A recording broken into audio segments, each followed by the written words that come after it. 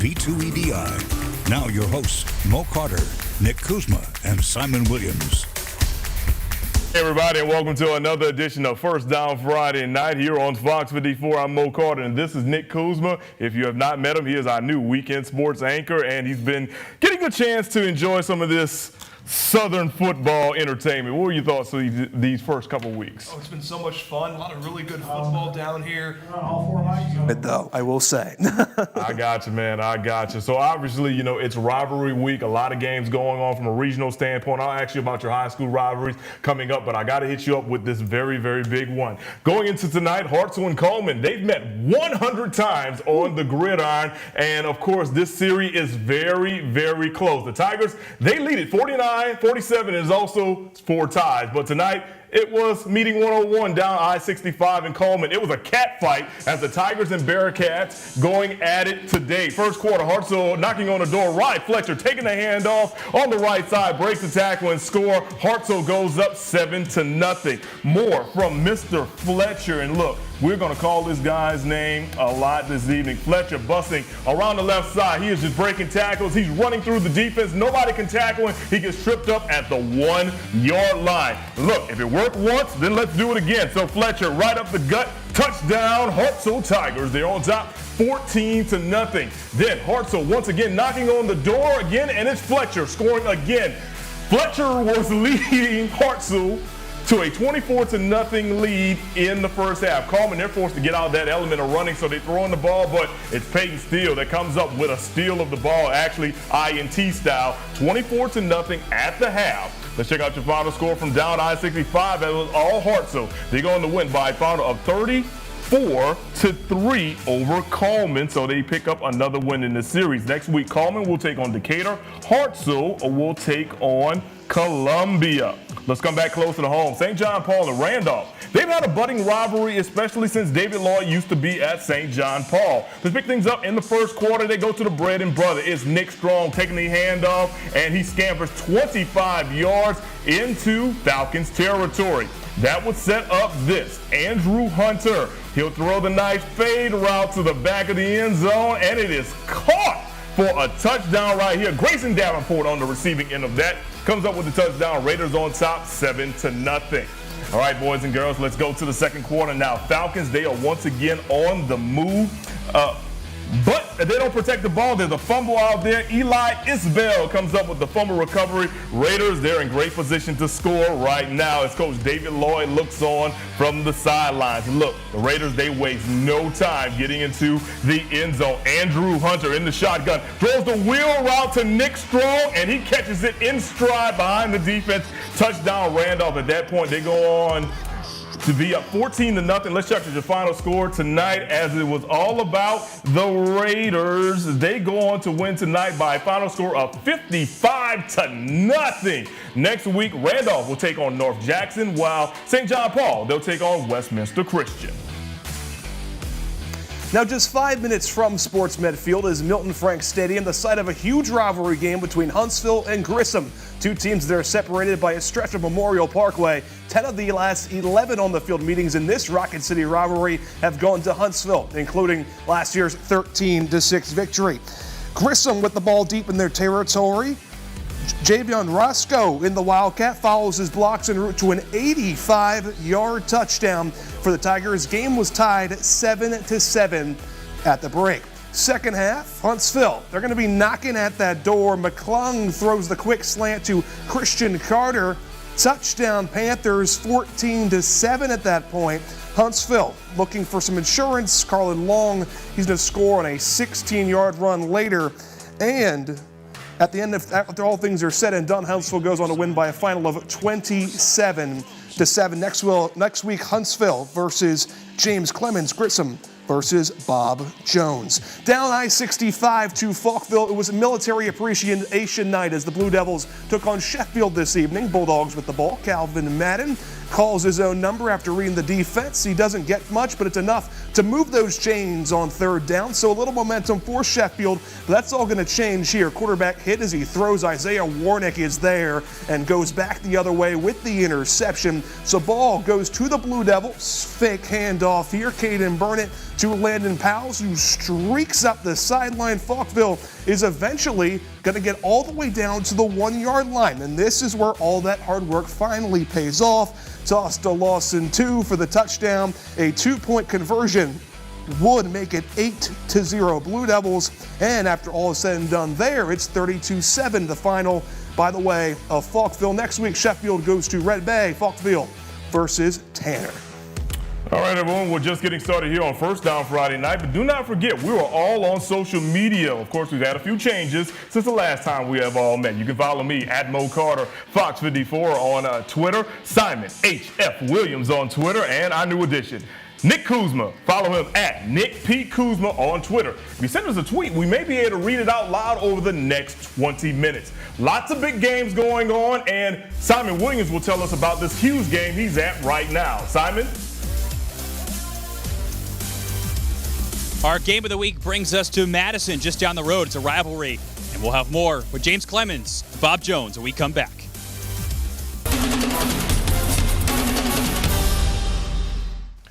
Hey everybody, welcome back to First Down Friday night. Before we even get any further, got to give our shout out to the good people at Whataburger, man. You know, they fed us nicely tonight, and I think we're going to have some good food to eat over the weekend as well, man. The hat looks pretty good on you. I think so too. It was a little tight, but you know, it's all good. Got a rep for the people. Absolutely, man. All right, so of course, it is rivalry week here in the Tennessee Valley, and every time I talk about rivalry week, I always want to know about my co-workers rivalry. So obviously, been several years since you graduated, but tell me about your high school's big rival or rivals with an S. Sure, graduated in 2016. I did play football, so the Friday Night Lights were a big deal, and our biggest rival was Wyomissing, actually the hometown of Taylor Swift. Okay. Fun fact, so she's kind of in the news right now, just a little bit. Just a little bit. So she did not go there, long story short. But yeah, we played Wyomissing. I went to Catholic school. I'm from the Reading, Pennsylvania area, for those that don't know. And yeah, every year we played in the backyard brawl, which I think we might have stolen from another big rivalry that just happened yesterday, but we can leave that well enough alone. I got you, man. I got you. All right. Well, for me, I went to Assumption High School, Napoleonville, Louisiana. We had two rivals. We had a public school rival in Donaldsonville, which was literally right across the parish/county line. And of course, we played E.D. White, which was a private school rival. And I knew a lot of those guys because I went to private school from pre-K to 6. We didn't have a private school in our district, so obviously we got a chance to play each other first and third weeks of the season. One of the most memorable games my senior year. We blew out Donaldsonville like 39-0 or something. And then E.D. White was ranked number 2 in the state, and we beat them 20-19 on a missed field goal at the end of the game. That one still hurts. Oh, I mean, for them it still hurt. I was good. Yeah, no, that one. They're still thinking about that. They probably are, man. They probably are. All right, so that's enough about us. Let's talk about some other local rivalries. Huge rivalry going on tonight in the city of Madison, a packed house. So we needed another Pennsylvania native to go ahead and come out and cover this game. That is our very own Simon Williams. He joins us live from Madison City School Stadium with our varsity game of the week. Simon, what's up, man? Hey guys, I know all about those rivalries, St. Joe's Prep and LaSalle College High School, man. We went to war in my 4 years in high school, but today in Madison, it wasn't a high-scoring affair like we expect out of these two teams, Bob Jones and James Clemens, but both teams, both fan bases brought the energy for this rivalry game. Now, James Clemens was without starting quarterback Gio Lopez for an undisclosed injury and health reasons, so the offense wasn't as prolific, but they steadily ran the ball and threw in the short, shallow game for some gains. And with that, let's get to the highlights. A lot of running plays to start this one as both teams went high tempo. Bob Jones would lead 8-3 after one period of play thanks to this QB keeper by Rayshon Hardy. With about 3 minutes left in the second quarter, the Patriots have goal to go, and Hardy sticks with what's worked with him all game, a QB rush up the middle, and it's a touchdown, 18-3 after the successful point after. And Clemens would finally get deep in BJ territory. Marsh heaves it towards the end zone, and it's caught. Ty Doty takes a big hit on the way down. It's called targeting, but the touchdown stands. The Jets finally get a score, and the crowd goes crazy. With under 3 minutes to go in the half, this Bob Jones handoff play looked dead until Quentin Hubbard takes essentially a handoff of his own and breaks free. He beats the D-back in a foot race. The Patriot touchdown closes the half, and it's 19-16 at the break.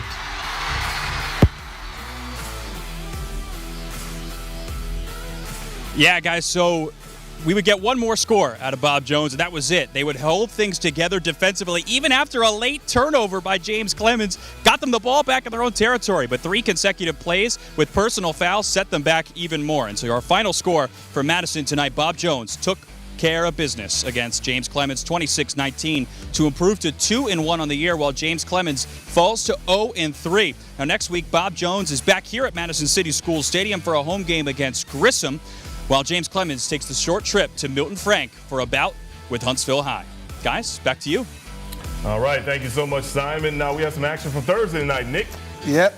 We're going to go some more region play. Lee hosting Hazel Green after a scoreless first quarter. Ball comes out with Sean Van Hand awkwardly, but the Generals QB still connects with Adrian Mitchell. The senior goes all the way to the house. PAT was no good. Generals take a 6-0 lead into the locker room at halftime. Now, something must have really been shaken into Hazel Green during the break, because the team just came out firing. Griffin Fowler launches it downfield. Armand Caldwell with the moves goes in untouched. Another missed extra point left at 6-6 in the third quarter. Game still tied. Lee looking to respond, but Gary Williams there for the enormous sack, turnover on downs.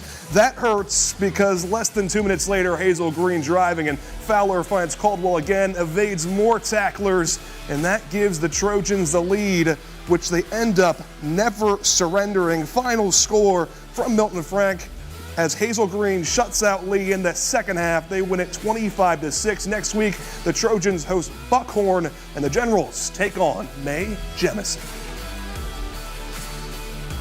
Off Gunnersville Lake, Asbury opened up region play at home against Brindlee Mountain. On the first play from scrimmage, quarterback Jacob Lindsay finds Gavin Johnson in the flat, and he explodes for a nearly 60-yard play. 3 plays later, Lindsay goes across to middle to Hayden Morton, who makes the catch for the score. The point after is blocked, but they take a 6-0 lead. But on the next drive, Brindlee Mountain quarterback Ian Garner takes a designed run to the left of the line, and he's got room to work with. He goes 55 yards for the score, and we're knotted up at 6.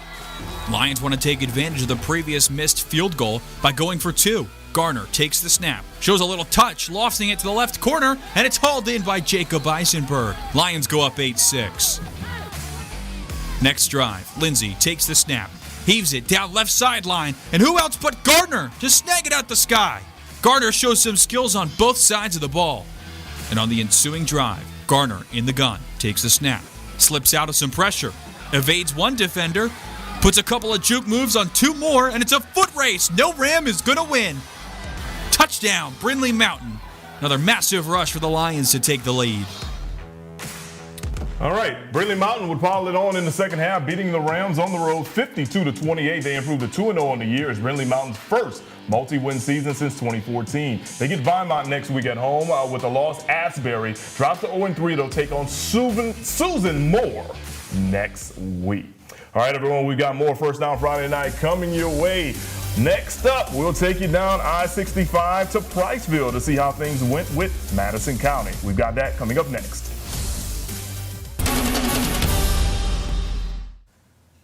Welcome back. Let's head back down I-65 to Priceville. The Bulldogs off to a 2-0 start on the season. Tonight, they look to remain unbeaten and avoid the upset bug as they open region play with Madison County. Now, this guy was very excited to lead the band. Priceville led 21-0 at the half. We picked things up in the third quarter. Bulldogs with the ball, and this looks to be promising. Mason Carter breaks through to the second level. He's off to the races, bobbing and weaving.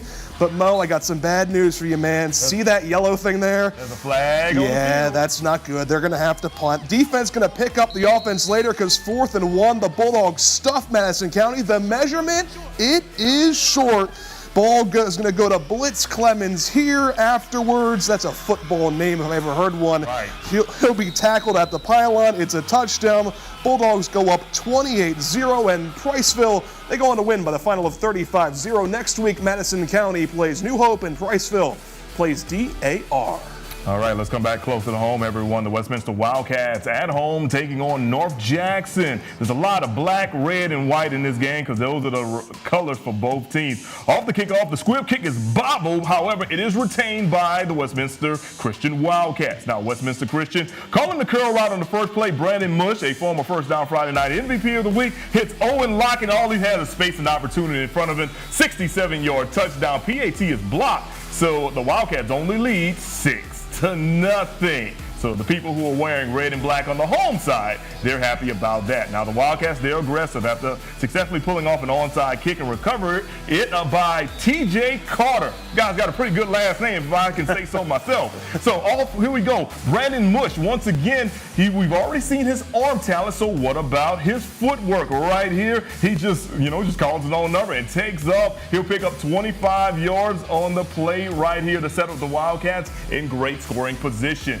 That'll lead to this. It's Mush finding Lockett once again in the end zone. Touchdown, Wildcats. They go for 2. It's successful. It's now 14-0. Later on in the first, here comes North Jackson, the Chiefs. Jake Jernigan hits Cadell McDonald on the curl, and McDonald is making a house call from 40 yards out. He may not be named Ronald, but definitely he comes through and he's had a break today, as you see right there. The extra point was no good, so let's go to things late in the first, third and go. Mush finds Lockett again, and Lockett comes right there in the end zone. Good footwork right there by our camera guy. 21-6 at that point. Let's check out your final score from Westminster Christian. That is the Wildcats that go on to win by a final of 55-39. Next week, Westminster goes crosstown to St. John Paul, while Randolph will take on North Jackson.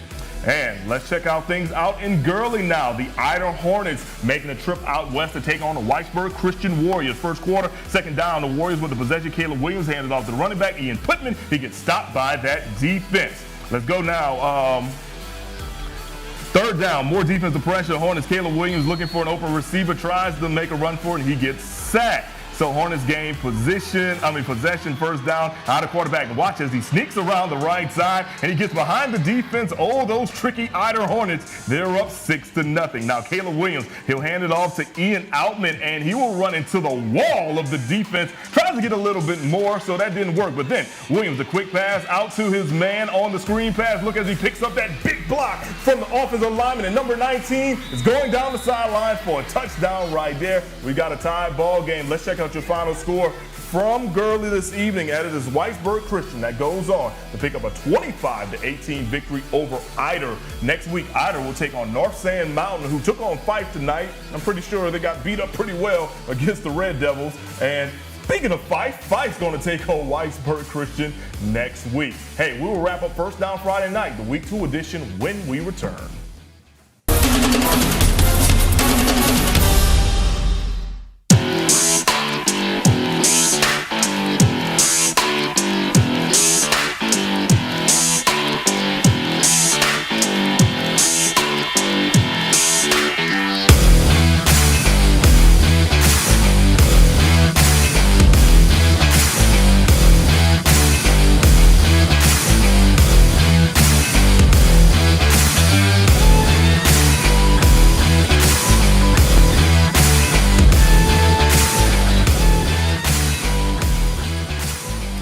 Hey, welcome back, everyone. Now, Nick, each week we recognize outstanding performances with our First Down Friday Night MVP of the Week award. Now, this week, we got a 2-for-1 deal with the Randolph Raiders. Senior quarterback Andrew Hunter threw for 328 passing yards and 3 scores. His teammate and longtime friend Nick Strong, well, he accounted for 195 total yards and scored 5 touchdowns in the Raiders' historic 46-33 victory over Madison County, their first ever. And for their efforts, Hunter and Strong are our Week 1 co-MVPs. That's the most locked in I've ever been in a game. Everyone was, so I guess from the start, that's really when not only me, but everyone was just so locked in. When I caught the wheel route down the field, I was like, 3rd touchdown. That was the max I ever in high school. So I was like, yeah, I think this is going to be the game. It was like early in third quarter when I scored. So I was like, yeah, this is going to be the game. I get a lot of touchdowns. Yeah, that was Madison Academy. My bad, folks. I am new here. Nominations are now open. Just send an email to news@rocketcitynow.com, or you can head to the MVP section on the sports page of Fox 54. sports-xtra.com. It's a simple process. We need the player's name, the school, the position, and most importantly, the stats from their last game. This award is sponsored and brought to you by the wonderful people at Whataburger. Yeah, I just had to go ahead and just say it like that or whatever and whatnot. Thank you them once again for hooking us up. The food was really, really good tonight. So, and I'm going to be able to take a few home as well and enjoy. There was plenty. Yeah, there was plenty to enjoy over that weekend. Well, we want to thank you for joining us here on Rivalry Week with First Down Friday Night. For Simon Williams, he's Nick Kuzma. I'm Mo Carter. Have a great night, a great weekend, and we'll see you next time right here on Fox 54. First Down Friday Night is sponsored by Whataburger, Dryer Vent Squad, your community health mart pharmacy, and B2 EDI.